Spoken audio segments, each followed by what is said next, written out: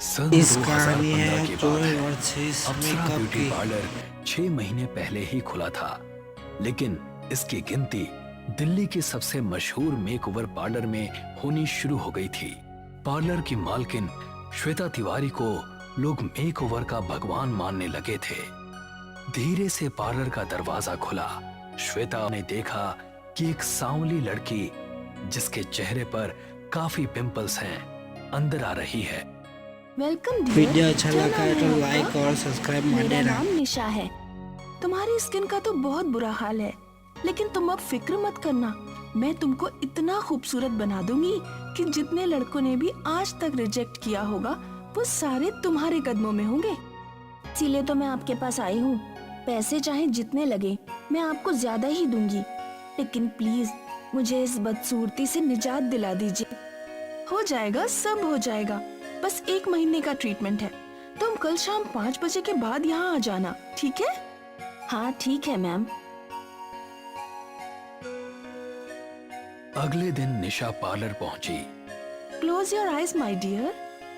निशा ने जैसे ही आंखें बंद की तो उसने निशा की आंखों पर कुकुम्बर के स्लाइस रख दिए।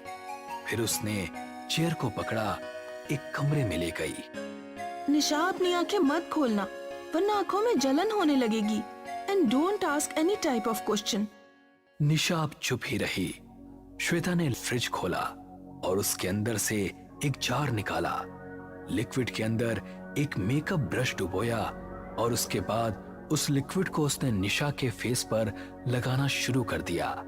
कुछ ही मिनटों में निशा का पूरा चेहरा खून सा लाल हो चुका था और श्वेता के चेहरे पर रहस्यमयी मुस्कान छलक आई। अभी आधे घंटे के लिए तुमको ऐसा ही रहना पड़ेगा।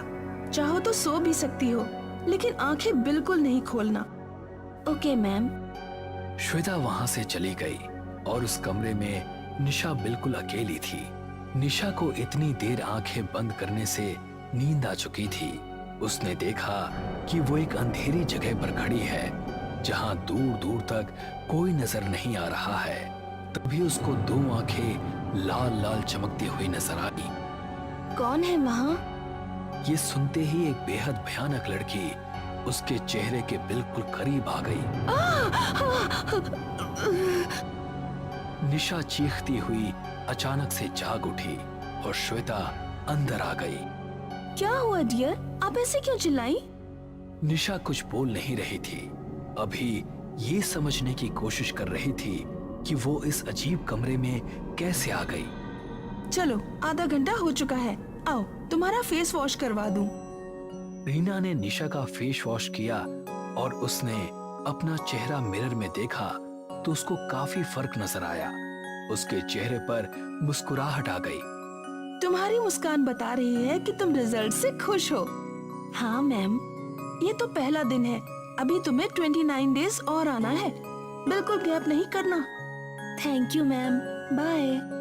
निशा वहां से चली गई। उस दिन के बाद कई दिन गुजरे और धीरे धीरे 1 महीना निकल गया। आखिरी दिन भी श्वेता ने निशा के साथ वैसा ही किया। जब श्वेता उसको आईने के सामने ले गई तो अपना गोरा रंग और चमकता साफ सुथरा चेहरा देखकर निशा हैरान रह गई। उसकी खुशी का ठिकाना नहीं था। वाकई में मुझे तो आइडिया भी नहीं था कि मैं इतनी खूबसूरत हो सकती हूँ। तुम्हें देखकर मुझे बहुत अच्छा लग रहा है निशा। अब एक बात सुनो, मैं ये ब्रेसलेट तुमको दे रही हूँ। इसको मेरा आशीर्वाद समझना। Sure ma'am, thank you. जब वो घर पहुंची तो उसके मम्मी पापा भी उसे देखकर बहुत खुश हुए। फिर क्या था, इश्मित नाम का एक लड़का उसे देखने घर आया और देखते ही उसका दीवाना हो गया। उसके बाद निशा की शादी हुई और वो अपने ससुराल आ गई। निशा, मेरा इस दुनिया में मेरी बहन मोहिनी के अलावा और कोई नहीं है। तुम उसे अपनी बेस्ट फ्रेंड समझना। हाँ इश्मित, अब यही मेरा परिवार है। तभी उसकी नजर आईने पर पड़ी तो उसे वही लड़की उसके पीछे खड़ी नजर आई जिसे उसने सपने में देखा था। क्या हुआ बेबी? कुछ नहीं। निशा को अब हर जगह वो लड़की नजर आ रही थी। उसे हमेशा ऐसा लगता था कि हर वक्त कोई ना कोई उसके साथ है। उसे समझ नहीं आ रहा था कि उसके साथ ये क्या हो रहा है। वो किसी भी तरह से इन सब से अपना ध्यान हटाना चाहती थी।